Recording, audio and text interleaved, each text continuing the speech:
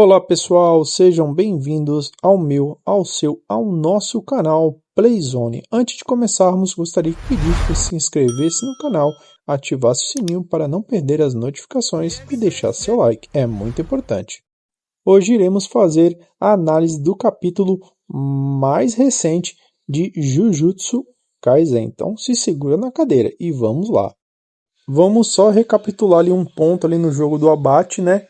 Que provavelmente existem feiticeiros atuais e modernos que já possuem técnicas amaldiçoadas que podem participar do jogo.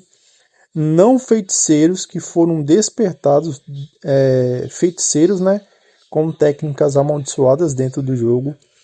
Feiticeiros antigos que foram despertados em não feiticeiros marcados. Espíritos amaldiçoados, né? E civis que reentraram nas colônias depois que as barreiras foram recolocadas. Então, a gente tem que entender que tem 10 colônias, e a gente sabe aí que ao longo desse tempo do jogo, né, que provavelmente vai durar ali 2 meses, a barreira ela vai se movendo até cobrir ali toda aquela região. Então, a gente não tem aí o nome da pessoa, né, que foi invocada, né, dentro do corpo dessa pessoa. A gente poderia até supor que seria Auro, mas não é Auro, já que os poderes não combinam. Ou possivelmente aí pode ser Auro, né, mas com alguma habilidade que a gente não tenha visto, né? Mas como a Uro ela usa outras habilidades e outros poderes, fica muito criterioso dizer que é ela. Então a gente pode alegar que possivelmente é mais algum feiticeiro Jujutsu do passado que foi invocado, né? Então a gente pode ter isso, ou até mesmo algum espírito, outra coisa. Então vemos que ali na colônia do lago Goshou, mais alguém foi ali invocado, né? Então ela acabou ali entrando no corpo de alguém que ela não sabe quem é, e a gente também não sabe quem é aquele feiticeiro Jujutsu. Então uma coisa conseguimos perceber em sua fala. Ela diz: será que é por causa do jogo mortal, do Culling Game, né? Do jogo ali do abate? Então, possivelmente, essa pessoa ela já tinha sido invocada em um outro corpo e ela acabou ali perdendo. E agora ela foi reinvocada novamente. Então a gente vê que a pessoa ela pode ser reinvocada várias vezes. Só que não sabemos o nome dela, né? Então, mas fica aí essa pequena sacada. Então a gente vê ali que algumas regras, né, acabam ali afastando, né, as pessoas daquela matança forçada dentro do jogo. Elas têm ali personalidade própria. Até acabam citando ali que os feiticeiros que foram ali despertados ou invocados, eles têm ali uma resistência maior de acabar ali se matando, ou tentar ali se matar, ou acabar matando mais pessoas por ordens, né? Então tem essa questão dessa regra aí dentro do jogo, né, do Culling Game. Então ela acaba soltando um diálogo ali com muita raiva sobre o Kenjaku no seguinte sentido: fazer alguém viver por tanto tempo como um objeto amaldiçoado e lhe conceder uma segunda chance de vida só para roubá-la de novo, isso é certo?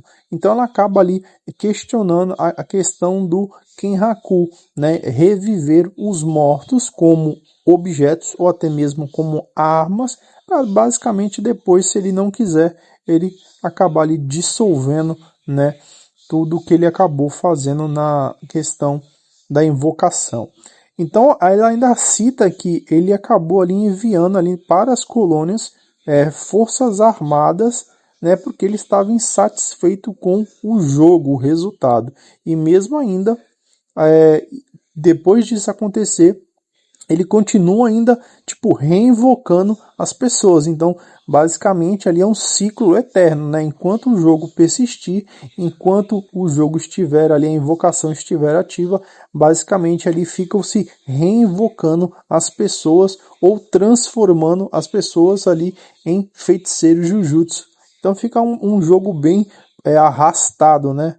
Então, nesse meio dessa fuga desesperada dela aí tentando fugir, ela acaba sendo pego ali por uma habilidade ali, e essa habilidade é um espírito, né, em forma de água-viva, e acaba ali tentando sufocar ela, né? A gente consegue perceber que ele está transformando ela em água e acaba tirando todo o oxigênio dela. Então vemos nesse momento que ela coloca a mão na boca, né, ali para tentar respirar de algum jeito e tentar ali efetuar um ataque, né, mágico em alguém ali, mas ela acaba ali sendo ineficiente. Então a gente vê que era Ken Haku que estava em cima do tronco de árvore. Ela acabou errando, ele acabou se esquivando.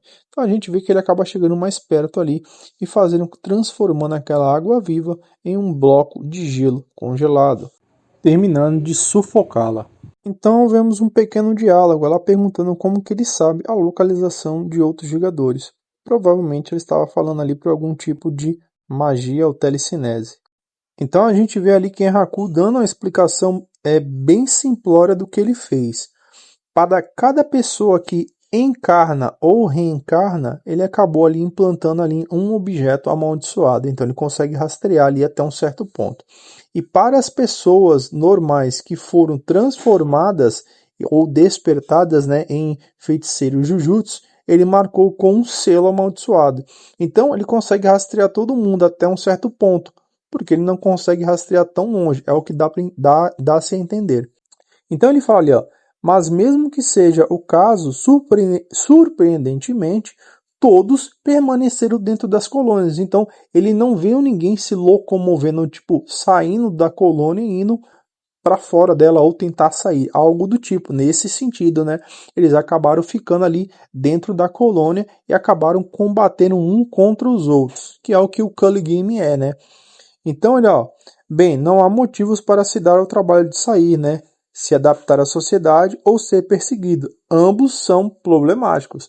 Então, basicamente, ele deixou isso bem claro. Então, basicamente, o que a gente entende é o seguinte: se você tentar sair da colônia, né, ele vai te perseguir, vai te matar. Basicamente é isso. É isso que está acontecendo aqui.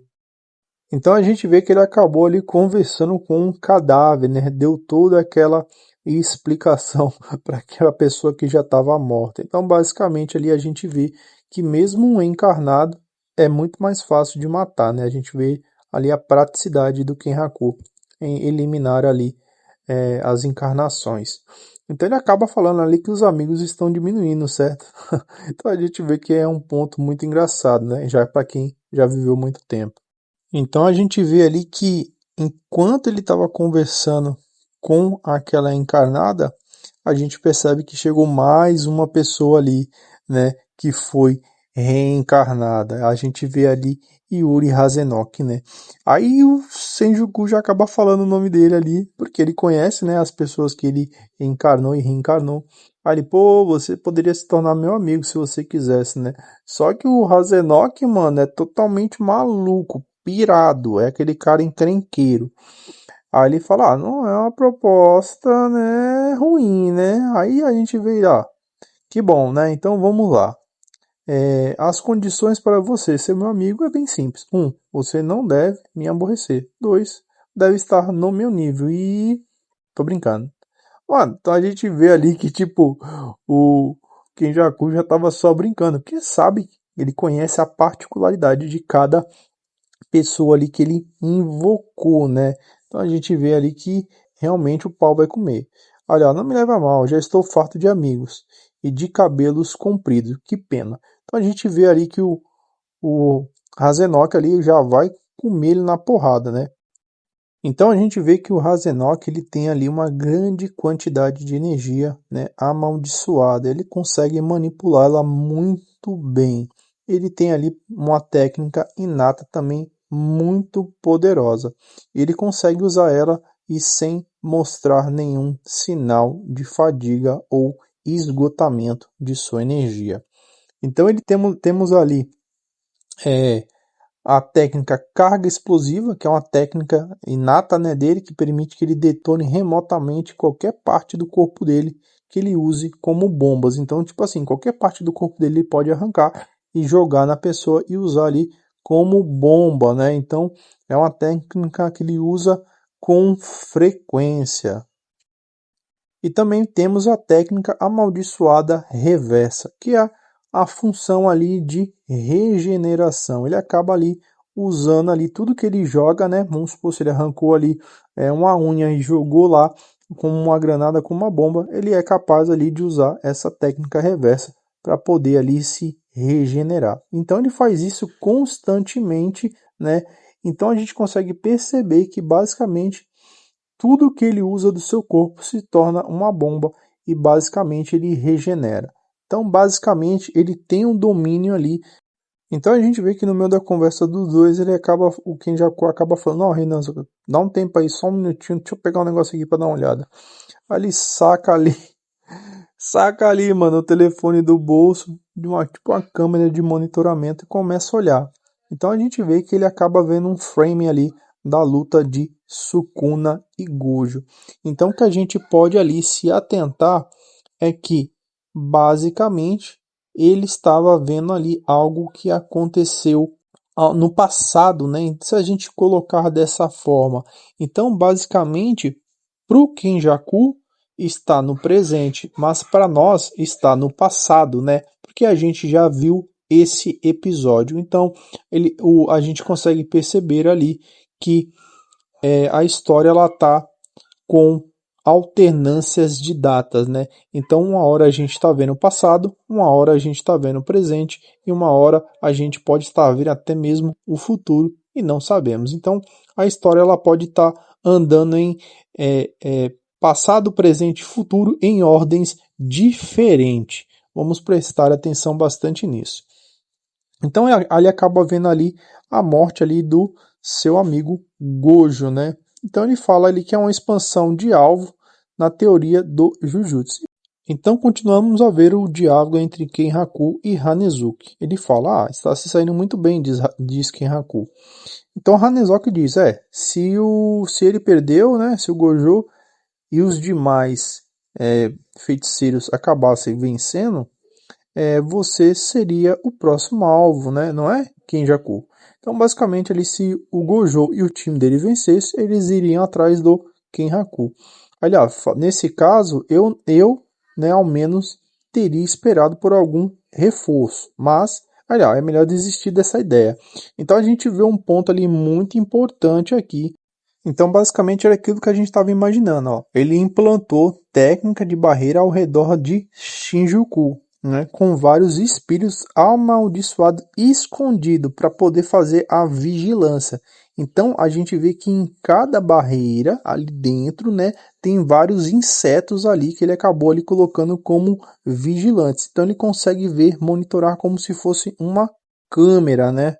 Então a gente vê os balãozinhos ali de diálogo dele explicando ali pro Razenok. Um deles é a quantidade de energia amaldiçoada dentro da barreira. Ele consegue ali controlar e perceber a quantidade, se está alta, se está baixa, quem saiu, quem ficou. Então ele consegue fazer isso tudo aí, né, através daqueles insetos que estão monitorando ali.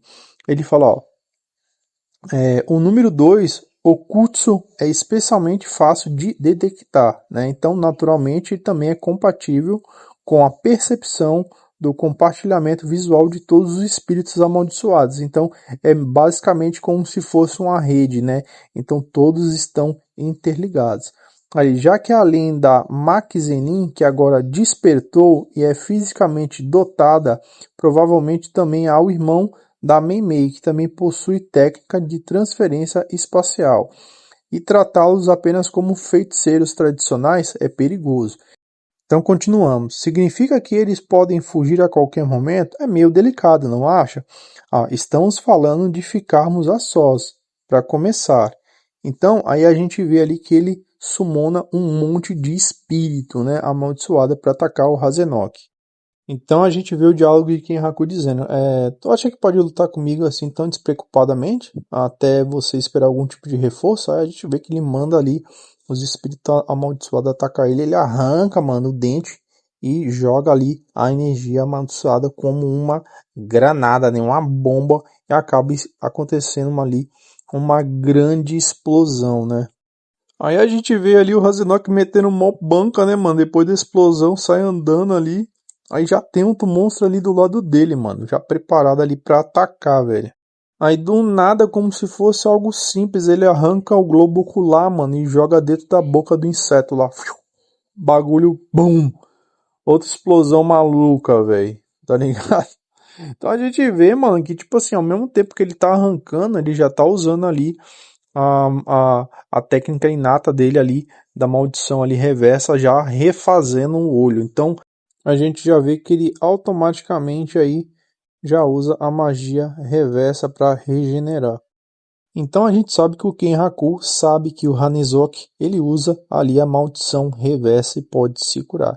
Então o que que ele faz? Ele acaba usando ali um truque bem simples, tá?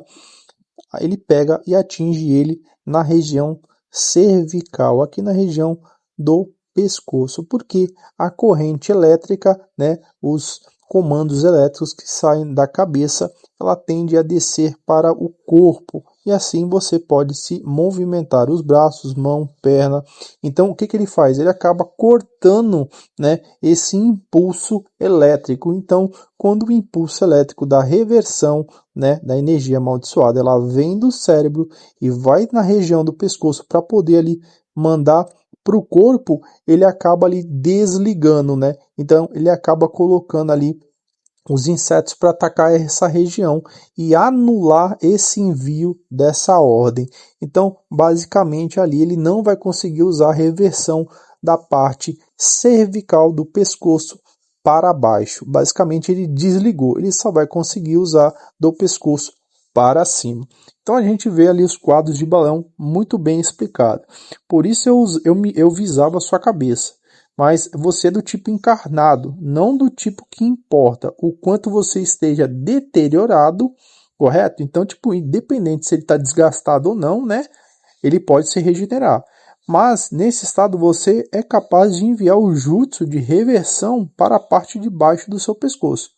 Então a gente acabou de explicar ali detalhadamente o que, que ele fez. Ele visou e desligou o sinal, simples. Então vemos o diálogo novamente. Ele, como aquelazinha disse antes, quem foi essa pessoa que diz? Hanizoki, né? Alguém contou alguma coisa para ele sobre Kenhaku.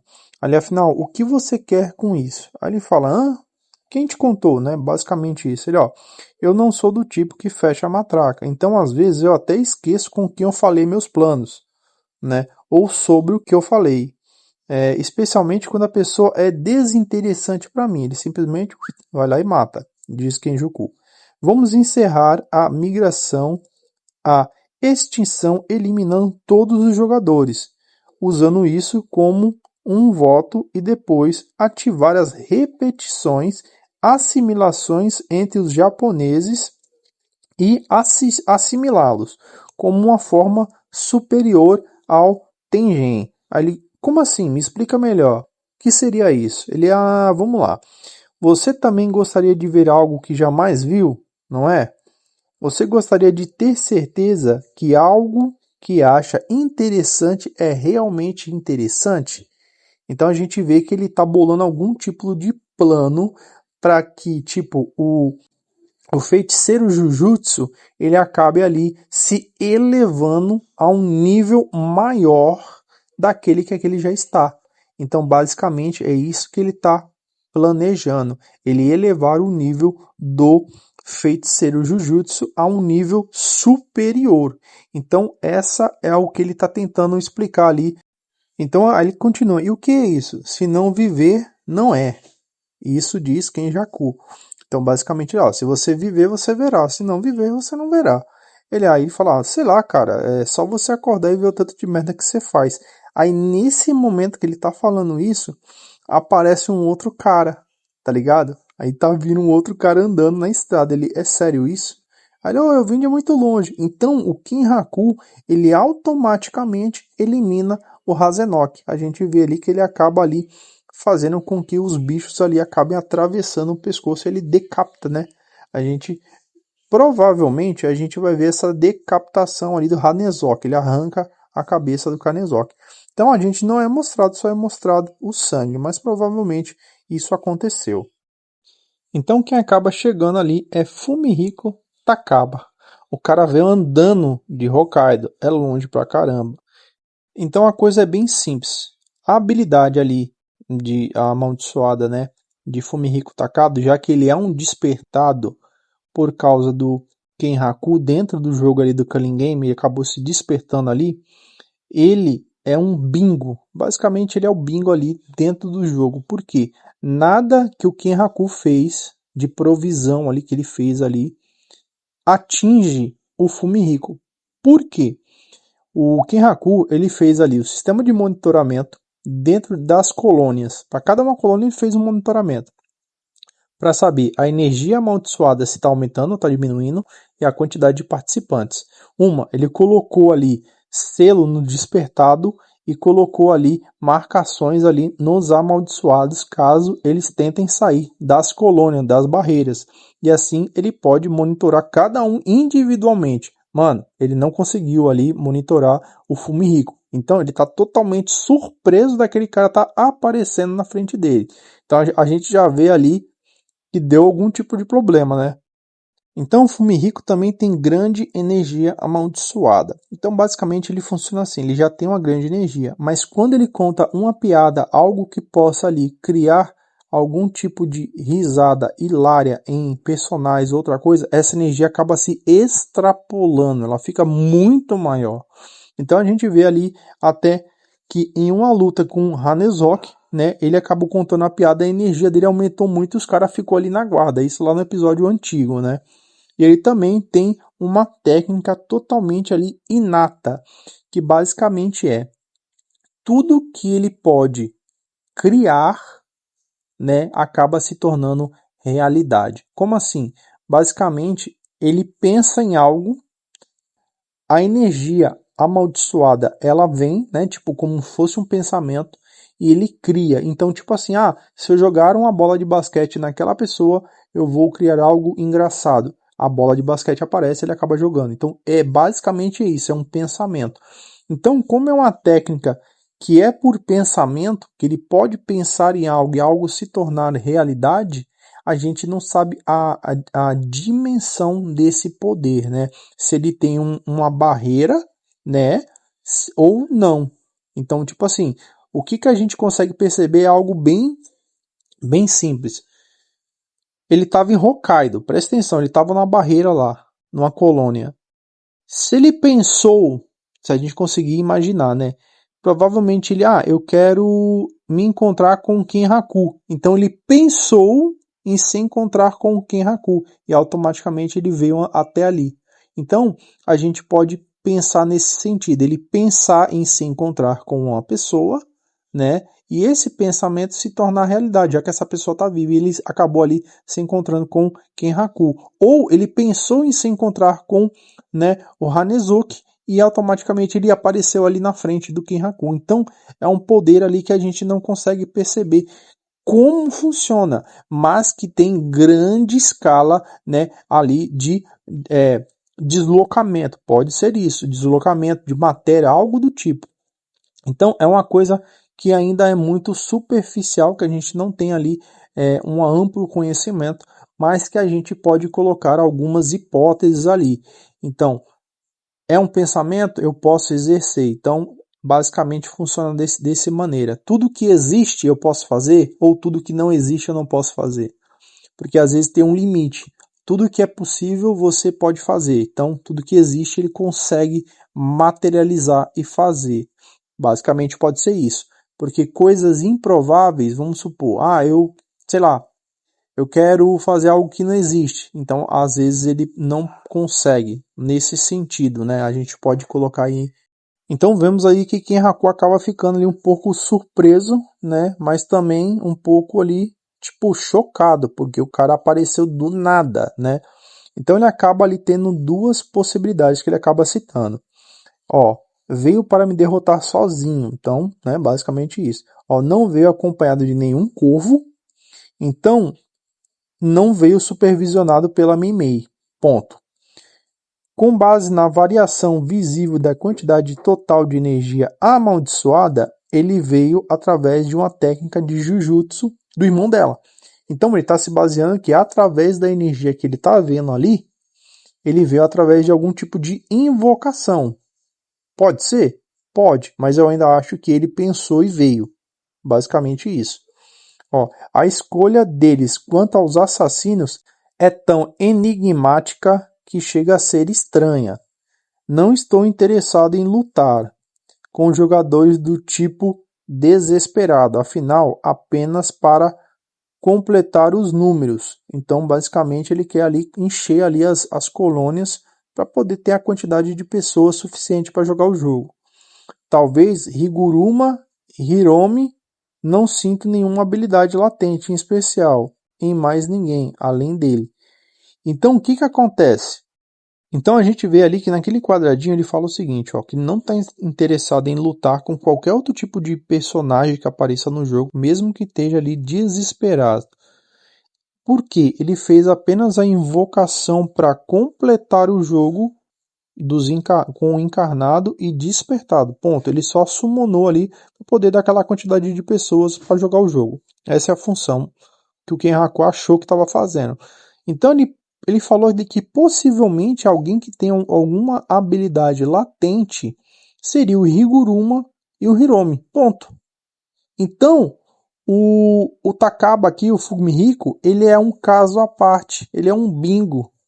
Então, automaticamente ele acabou ali se lascando porque ele despertou um cara com uma habilidade especial que totalmente desconhecida. Então a gente consegue perceber isso, que ele não está conseguindo acompanhar o que aconteceu. Ele ficou perdido. Então nesse momento ele acaba ali atacando o Fumihiko ali, né? E acaba jogando ele ali no chão com um ataque muito violento. Então, mano, após o ataque, do nada o cara sai do buraco, tipo, como se não acontecesse nada. Aí a gente vê ali o balãozinho. Você tá doido, mano? Você tá querendo matar o cara aqui, o garotão? Olha, não vou te perdoar, tu vai pro Chilindró. Toma vergonha na tua cara, mano. Então, o Kenhaku, ele ficou tipo, o que aconteceu? Tipo, é como se a energia amaldiçoada do ataque não tivesse feito efeito no cara. Mas foi o que aconteceu, não fez efeito. Por quê? Porque basicamente é como se o ataque tivesse sido anulado. Ele recebeu, mas anulou, repeliu, algo do tipo. Não acertou no corpo dele. Então o Kenhaku fala, ó, o que foi isso agora? É a primeira vez que sinto isso. Não é que o ataque não esteja funcionando, mas é sobre sentir que o ataque não funcionou. Então basicamente ele recebeu o ataque, destruiu o chão, o cara caiu e mais nada. Tipo, o ataque foi anulado, não bateu no corpo dele, ele anulou. Basicamente isso, ou ele repeliu, algo do tipo. Nesse sentido, como se ele fosse tipo sobre-humano, tá ligado? Tipo, como se ele fosse um Superman, o cara tirasse uma bala nele, a bala batesse e caísse no chão. Então, basicamente não afetou. Então, Kenhaku acaba falando que há muitas coisas para se emocionar nesse mundo. E o mais emocionante é ver esse tipo de pessoa, tipo, com habilidade especial, inata, tá ligado? Uns bagulho surreal que ele nem entende. É isso que ele tá tentando ali entender e quis passar ali pra gente. Então, o que a gente percebe? O Fumihiko, ele acaba contando uma piada ali, né? Então, basicamente, ali a pessoa colocou uma piada ali aleatória para poder a gente poder interagir, mas ele acaba contando uma piada. E o que aconteceu realmente, se a gente colocar em palavras? Naquele momento do ataque, provavelmente ele contou uma piada ou ele, tipo, imaginou algo nesses dois sentidos, tá? Ele pode ter imaginado algo ou contado uma piada que o Kenhaku não escutou e essa piada se tornou um aumento de poder. Então ele teve um pico de poder muito gigantesco e aquele ataque que o Kenhaku atacou, tipo, não sofreu nenhum dano, tipo, foi anulado, tipo, bateu e não aconteceu nada. Ou ele pensou em algo, tipo, eu sou invencível. E ele ficou invencível naquele momento. Então o ataque bateu nele e também nada aconteceu. Uma dessas duas hipóteses. Ele pensou em algo ou ele contou uma piada, algo do tipo, o pico de energia dele subiu tanto que acabou ali a magia do ataque do Kenhaku, não sofreu nenhum tipo de dano, né? Então a gente consegue perceber isso. Então vamos às teorias aí, mano, plausível que vai acontecer. Possivelmente. Por que o Culling Game, né? O jogo Culling Game, ele consegue ali quem está dentro daquelas barreiras, né, das colônias, ele consegue ali reencarnar ou encarnar uma pessoa, né, que a gente percebeu já isso, que dá para encarnar pela primeira vez e reencarnar. Segundo, ele consegue despertar alguém que é humano em um feiticeiro Jujutsu. Cara, olha só a variação que a gente tem aí ampla de adversidades que a gente pode explorar. Se um cara que já morreu há mais de 1000 anos, ele pode reencarnar ou encarnar, que é a primeira vez que ele aparece no jogo, que é o caso que a gente vê nesse episódio aqui do mangá, nesse capítulo do mangá, a gente consegue perceber isso, que a menina que aparece de capa, ela acaba citando algo que ela já tinha visto. Então, basicamente, ela foi reencarnada. Então, basicamente, ela já tinha morrido nesse jogo, que a gente não conseguiu ainda entender aonde que ela estava dentro do jogo, que não mostrou essa parte, mas ela morreu e ela acabou reencarnando de novo. Então, a gente vê que, tipo assim, ou o jogo ele tem um número fixo de pessoas que não pode diminuir, eles vão se alternando ali, aquela quantidade, para que aquilo que o Kenhaku está planejando, que é levar o nível dos feiticeiros Jujutsu ao nível superior, estabeleça, né? Porque assim, ou a quantidade de número diminui para que isso aconteça, né? E tipo, só se eleve aqueles pessoas selecionadas ou as pessoas que acabaram ali sobrando em cada colônia. Vamos colocar que são 10 colônias. Vamos colocar que em cada colônia apenas sobre uma pessoa. Então, seriam 10 pessoas selecionadas para subir num nível superior de feiticeiro Jujutsu. Ponto. Essa é a primeira opção que a gente tem. Segundo, o número não pode diminuir aquela quantidade que tem dentro do jogo. Então, significa assim, morreu X, ele reencarna alguma pessoa. Morreu X, reencarna outra pessoa. Porque o que acontece é o seguinte, já morreu 4 de cada lado. Basicamente, algumas pessoas estão reencarnando, que é o caso dessa menina que a gente aparentemente tem a ideia que ela reencarnou, porque ela cita o jogo novamente, né? Que ela cita que ainda o jogo está rolando. Então, o que dá-se a entender é que ela foi reencarnada. Então, temos uma possibilidade. Qual é a possibilidade? Que a pessoa que morreu, ela possa reencarnar em um novo corpo. Contudo, se ela se reencarnar com um novo corpo, ela nasce com uma marcação. Então, a gente vai ver que ela pode nascer com uma marcação amaldiçoada, né? Então, a gente tem aí possibilidade das 4 pessoas que acabaram morrendo do lado dos feiticeiros reencarnar e as pessoas que morreram do lado, né, do outro lado, também morreram, podem reencarnar. Então a gente abre uma possibilidade para o Gojo reencarnar, abre uma possibilidade para o Nanami reencarnar. Então abre possibilidades para todas aquelas pessoas que morreram dentro do Culling Game ali reencarnarem. Olha só que possibilidade que o autor deixou bem clara para a gente aí interpretar, entender do jeito que quiser. Mas está aberta ali a oportunidade. Ele deixou bem claro isso. Isso está para quem quiser ver a possibilidade de uma pessoa que morreu reencarnar, ela é clara. Ela não está escrita, ó, não pode reencarnar durante o Culling Game. É proibido, não existe. Porque a gente viu que ele deixou essa brecha aí. É isso que a gente está entendendo até agora pelo que a gente tem aí do mangá e a tradução. Pode ser que esteja errada a tradução? Sim, pode ser que a tradução esteja errada. Ponto também. Mas, cara, é uma possibilidade gigantesca nesse ponto. Ponto. Esse é o primeiro fator. Segundo fator, cara, o Fumihiko vai dar muito trabalho pro Kenhaku, mano. Vai dar muito trabalho. Porque a habilidade especial dele é fora de série. A gente não viu ainda o máximo da habilidade. Cara, abre-se 1000 portas de possibilidade e mais 1000 e depois mais 1000 e assim sucessivamente, consequentemente. Porque, cara, uma habilidade que o cara apenas pensar acontece, cara, dentro do mangá é uma coisa aí que ultrapassa limites, né? Tipo, é estratosférico. Basicamente é um poder aí que nunca ninguém viu.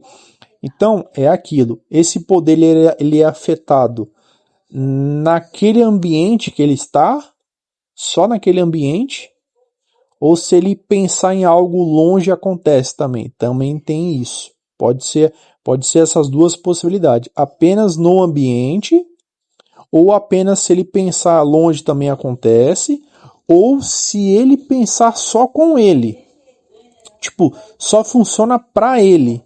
Também temos essa possibilidade. Tipo assim, ó, se eu pensar que o Itadori é imune, não vai acontecer, porque a habilidade é só para ele, só funciona com ele.